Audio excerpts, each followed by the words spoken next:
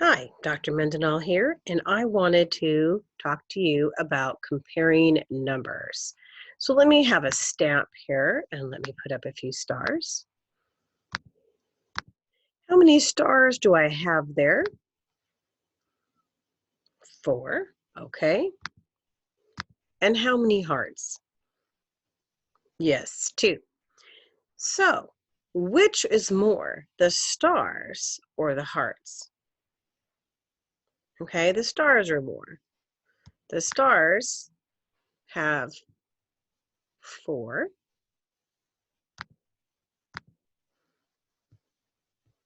And the hearts have 2.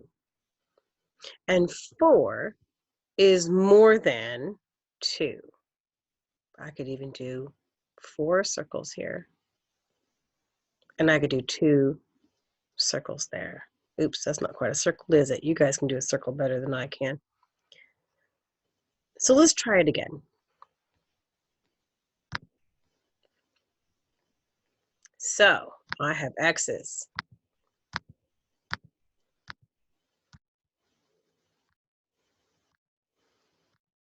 How many x's do I have? Okay, 8.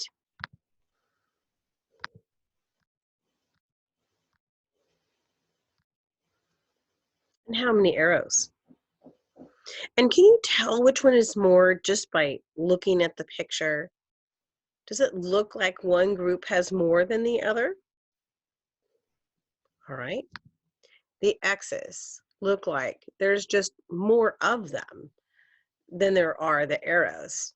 Sometimes it can look that way because an object is bigger than another object, but usually we can just tell there just seems to be more of them, right? All right.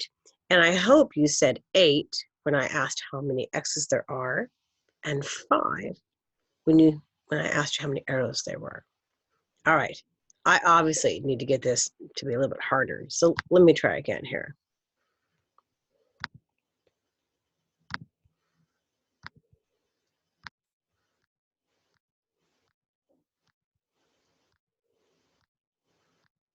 All right, so discover the number of stamps there.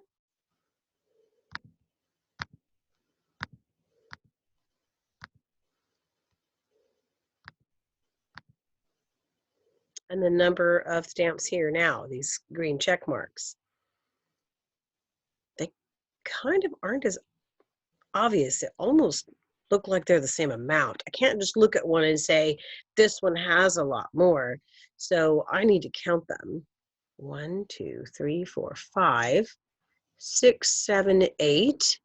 Okay, this one has 8.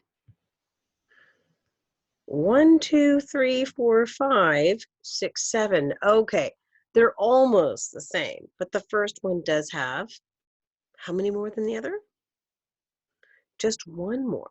And I could know that many ways, right? If I were just saying the numbers in order, it would go 5, 6, 7, 8. So 8 has to be one more. Or I could know that if I have 8 things, I could see the objects, and there is simply one more of those than in the other group, right?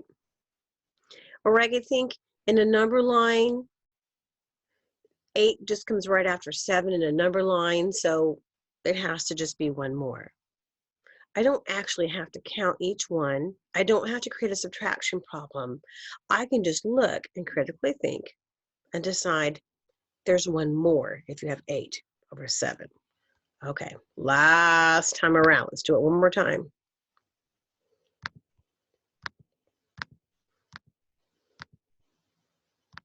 All right, how many hearts are there?